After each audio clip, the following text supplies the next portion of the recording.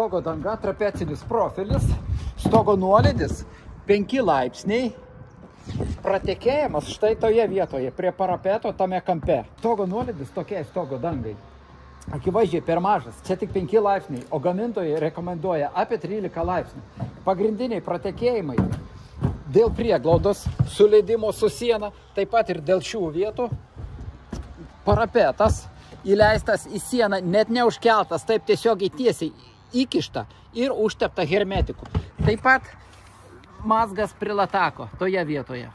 Stogo dangos lakštai sujungti iš ilgio perdengimo principų. Štai atsukau varžtus ir pakeliu stogo dangą pasižiūrėti.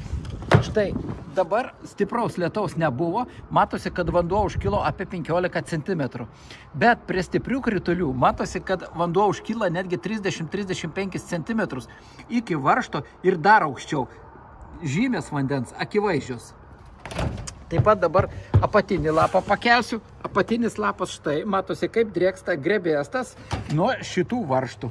Kadangi stogas nesenas, grebėstas dar nespėjo supūti, bet jeigu palaukus dar 10 metų, aplink varžtus išpūs ir varžtai atsilaisvintų dar daugiau, vanduo skverbdus dar giliau. Pakėliau stogo dangą prie latako, štai akivaizdžiai matosi, kad vanduo užkyla, kapiliarinis efektas grįžta atgal, už papačią ir užkyla iki varžto, taip pat užkyla iki laštakio krašto ir grebėstas štai šlapias pūdo grebėsta, po kelių metų tai supus ir vanduo skverbsis dar giliau.